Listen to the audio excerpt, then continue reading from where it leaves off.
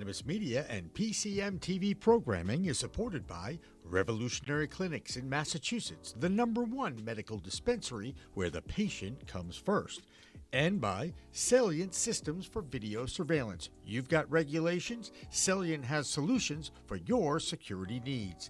And by Accounting Buds, your #1 accounting solution for the cannabis industry. And by TCP's Style Lighting Grow Kit, all you need to grow. Welcome back to the Green Rush Live podcast. I'm going to be your host today. I'm Josh Kincaid. I'm with the Talking Hedge.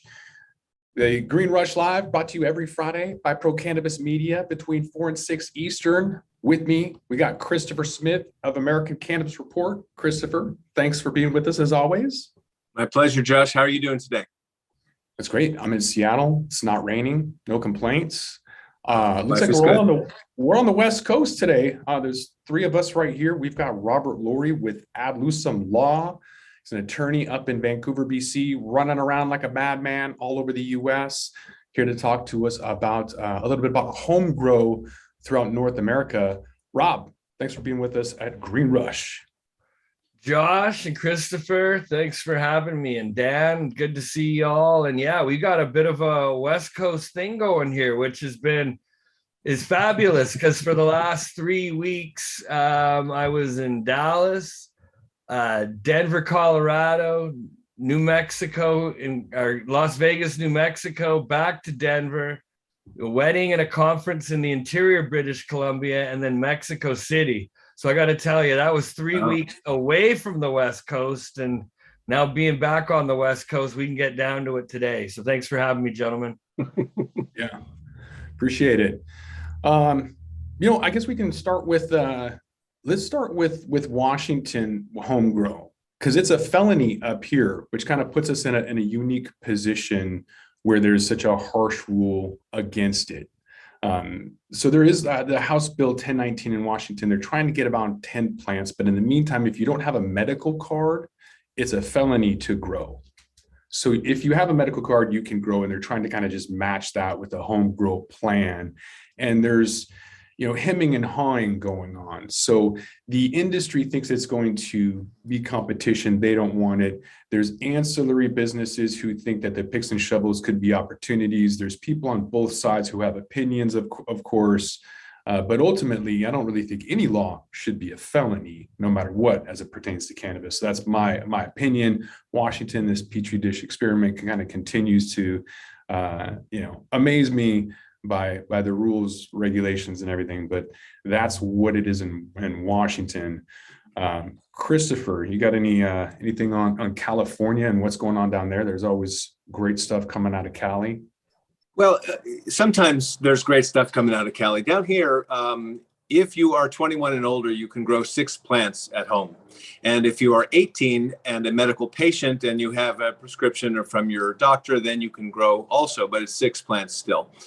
I've always been puzzled by this sort of the draconian nature of shutting down home grow, with the big hammer, especially in your case, as you're talking about in Washington, where it still remains a felony. I don't understand, as a practical matter, I don't believe that home grow really threatens retail. It doesn't threaten the professional growing community, really. If I can grow 6 plants for my own use, I'm one client, one customer. I just don't see how the threat is so massive that the state has to come down so hard. I think that I think it's very, very Voldemort, very dark and unbalanced, really. And I think you're right. I would agree with you that it needs to be rolled back and rationalized so that it just makes sense with people's everyday lives. It's fairly draconian. Even, we used to have in Washington, you could have up to 3 caregivers. So you could grow 5 plants, and then 15 plants. And then if you had 3 other people, you could grow a total for 45 plants, medical. So I feel like that was kind of, liberal. Now they kind of just went the opposite way. And that's probably because of lobbyists on that side of some of these licensee holders. That's kind of where we're at. So we kind of have to fight that. Robert, I'm not even sure what the deal is with Homegrow. Was that written into the legalization? Can you Yeah. grow legally? There's a lot of points we can talk about Homegrow here. Maybe let me just go back to slightly a bit of the beginning of the story so we can segue into what the current state of affairs is. But yeah, Canada became licensed under the MMAR, which was the Medical Marijuana Access Regs, back in about 2011 or so, 2010, 2011, more or less, which again enabled people to grow, a certain amount of recommended cannabis under the medical program. And at this time, you ended up seeing there were doctors like legendary. You'd hear stories of, doctors signing scripts for $15,000 for these crazy amount of plant counts, as it was known. But ultimately, the Homegrow, they tried to eliminate that. That was the Harper government with the MMPR, Medical Marijuana Purpose Regs, in about 2013 or so. And there was a group of lawyers in the Allard case that brought an injunction effectively enabling these medical patients to keep growing while the case made its way ultimately to the it was at federal court of first instance for the Allard case, and Smith, which dealt with edibles and medical patients accessing cannabis in all its forms, was at the Supreme Court level. So effectively, these two court cases prevented more or less the government for ending Homegrow. Medical patients now can continue to grow or have their cannabis grown by a designated producer.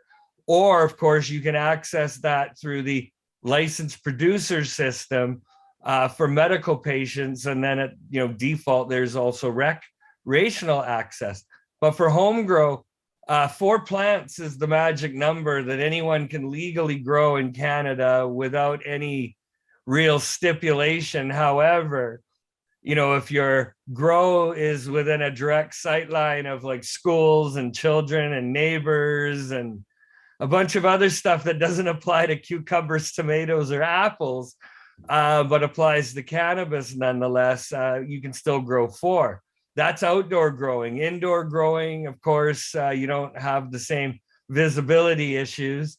But again, it's relatively easy, I would say, if you really want to look hard enough and go the direction, to become licensed to grow plants. Myself, I have a total of 50 gram a day authorization to possess, of which 30 of that I can grow, which when you type in the numbers into the Health Canada calculator, roughly I could grow 250 plants if I wanted to. And I mean, that's a good number because at the end of the day, it's not just medical production for like high bulk THC distillate at the end of the day. People very, very well be wanting non-psychoactive CBD. And if you're going to be producing your own oil, 4 plants ain't going to cut it. I mean, as it says in the Bible, you need 1 pound of a seed-bearing plant known as cannabis, the Hebrew name from cannabis,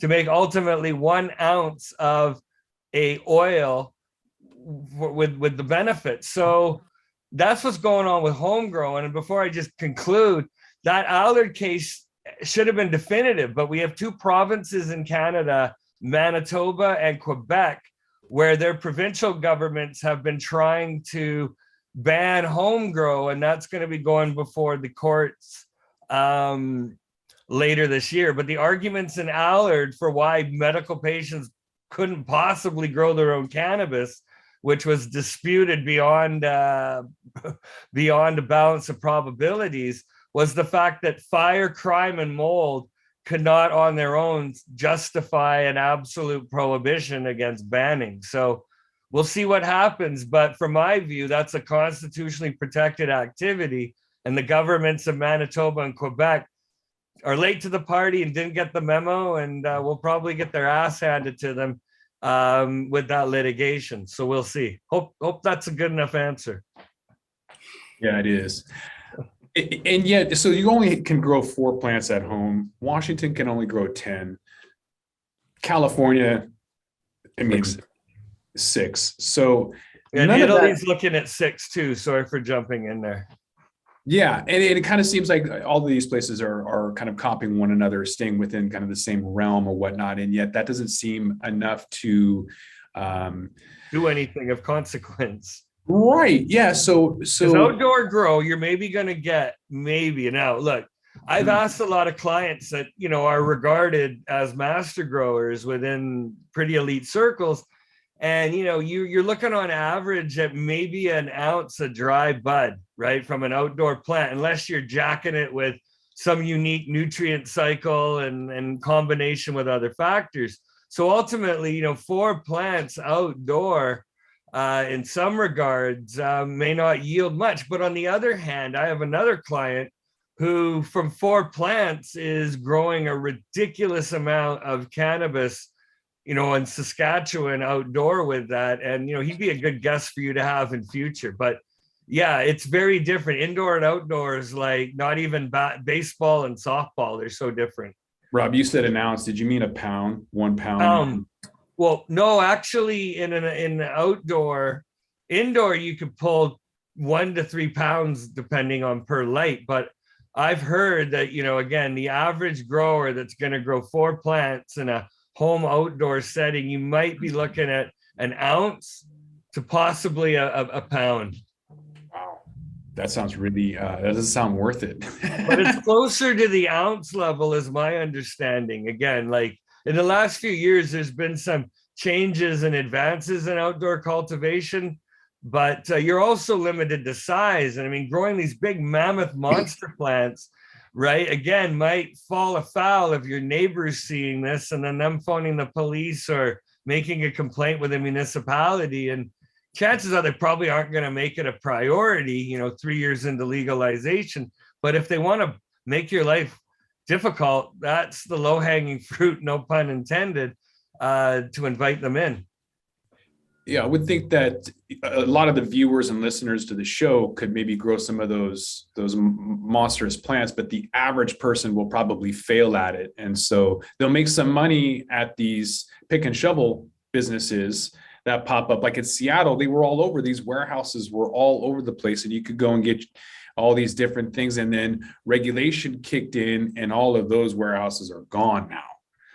So anybody who kind of came in thinking that that would stick around for a while, they realize like you could try and grow, but you're going to fail. And then you're just going to go right to the store.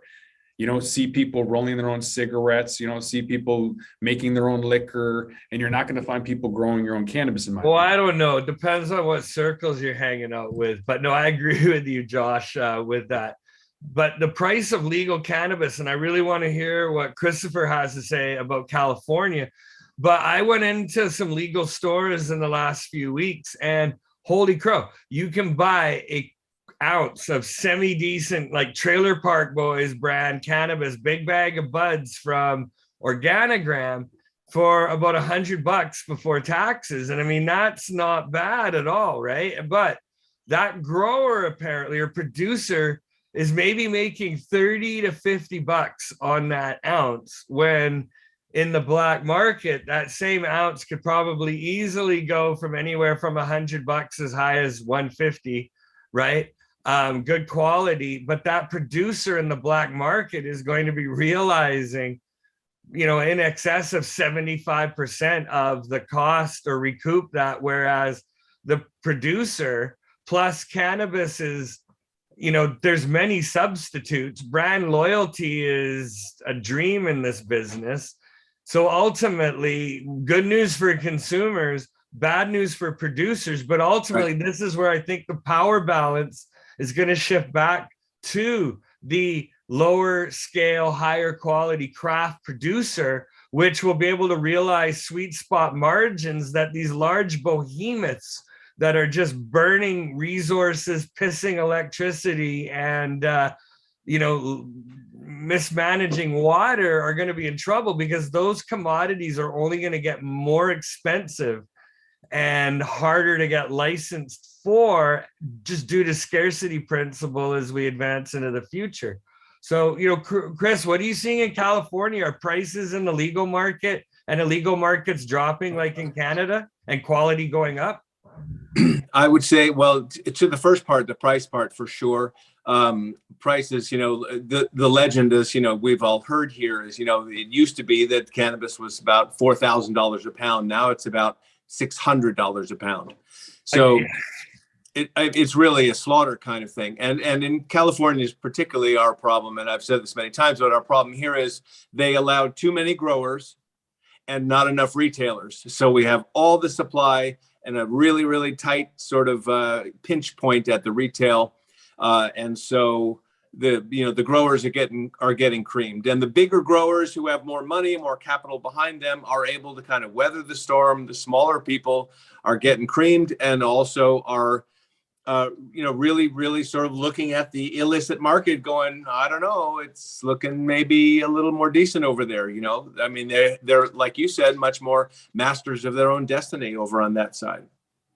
But on the Homegrow side, again, I think another issue is we talk about this in terms of economics, but then there's another whole issue of caregivers. And I think Josh sort of alluded to this about caregivers, right? Where, caregivers are growing a small number of plants to help serve their clients, serve their medical patients. And many of those patients can't even get out of the house to go to a dispensary and go shop or whatever. They're restricted in their movements because of their illness or their condition. So this whole draconian approach toward home growing and shutting it down is really, really having a negative effect on patients. And what worries me so much is that, especially with patients, they have so little voice, they don't get heard when these legislations are created and sort of rammed through. Well, the patients don't get heard, so these people are suffering, and then they have this sort of maybe cannabis, panacea sort of, dangled over their head, but then it's pulled back. Either it's a felony in Washington or, the market gets kind of mushed around. So it's a real negative, I think, for patients. To me, that's one of the big problems. Well, that's where we fought. Like, I was involved with a group of lawyers and we sued 3 levels of government. At one point, I think I represented close to 40% of the unlicensed illicit dispensaries once the city of Vancouver decided to regulate. So, I mean, I was totally out of the closet as a cannabis lawyer the day that the city of Vancouver tried to regulate something that the federal government was saying, hold on a minute now. But, we ended up challenging effectively the government system that it could not provide for medical patients. And in fact, under the Canadian medical access system, you have to have had or have a fixed address and a credit card effectively in order to buy weed online and participate in that, which meant that if you were homeless, which a lot of the dispensaries were providing compassionate access, you'd have literally the under $5 gram of pretty decent product that, would be given or sold under compassionate access.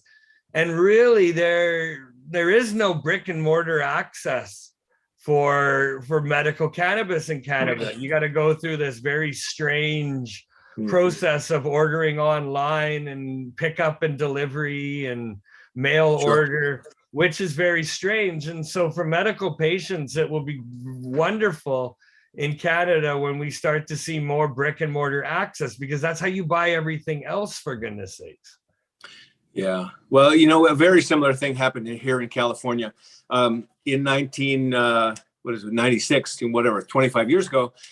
We had a thing called Proposition 215, which was the Medical Cannabis Act. That's the first one that kind of, knocked the dominoes and sort of set the whole thing moving forward. So that's almost 30 years ago at this point. And 20 years after that, we had Prop 64. Prop 64 had one particular a portion or component to it that made things really, really difficult, which is that there's this thing in California called the League of Cities, which seems to be very much sort of a reefer madness kind of mom group who what they were standing up for the rights of the cities to opt out of cannabis. And so what happened was a lot of medical dispensaries got knocked out, because if a town said we don't want any cannabis, well, now there wasn't any medical either. So the patients really got it. And the problem was, of course, they didn't have enough representation when the legislation was made. So they got waxed. And not only do they not have brick and mortar in their town, but in many times they don't have a delivery either. Well, just doesn't recently, that open the door though to organized crime and absolutely, gangs of course to it fill did. that void that the municipality has now created? Of course it did. But so the League of Cities thinks that they're sort of controlling cannabis and kind of keeping it out of our town. But of course, that's the opposite of what happens. It's completely the opposite. There's still the guy who's out by the dumpster who's still going to sell to whoever, including your kids, because he doesn't take ID. He doesn't give a shit. He doesn't care, right? So whenever you don't have a legal regulated market in your town, then it's free, free access for the illicit market. So that's one thing. Just recently, a new bill is going through Congress to try to make sure that all of the towns in California have at least delivery access. So hopefully that's going to be successful. But here's one of the things that happens, and I think it's sort of similar to what you were saying, Rob, which was there's a town in Northern California, Walnut Creek, nice little sort of feeder community into San Francisco, very, sort of upscale community, Walnut Creek is. They opted out of having any cannabis businesses in town. There's one local business that's allowed to serve medical patients in Walnut Creek, but like you said, only with a residential address. So if you're at work and you need something, you can't get it. If you're in a hotel because you've come to visit town, for example, no, can't do it. However, all the other delivery companies in the towns around Walnut Creek do not have that regulation. So the only one who gets it, who suffers, is the one local business who's operated and licensed in town, but they can't do this. And so patients are getting their cannabis from as far away as Sacramento, which is an hour away. So now, I mean, if you just sort of picture how ludicrous it is, right? A person gets in the car, drives, gasoline, pollution, all of that, risk of accident, everything, has to drive all the way across the state, all the way to Walnut Creek to give somebody their cannabis that they bought, when there's a local solution that could do it, right? So all of this is very similar. It's all very similarly, I think, wrapped around the same issue of local control, of patient being able to be in control of their own destiny, of caregivers having access to medicine to be able to deliver it to cannabis patients when they need it. All of these things are all wrapped up together, and I don't think we're out of the woods at all. We are out of time with this segment, though. We're going to have to take a commercial break for our mandatory 420 commercial break. Rob, are you able to stick around for the next segment, or you got to go? No, I'm here. All right, so we're not going to kick Rob off. We're going to take a quick break. We are here for 2 hours live. We're going to be here another hour and a half, so don't go anywhere. Stay right here with Green Rush Live.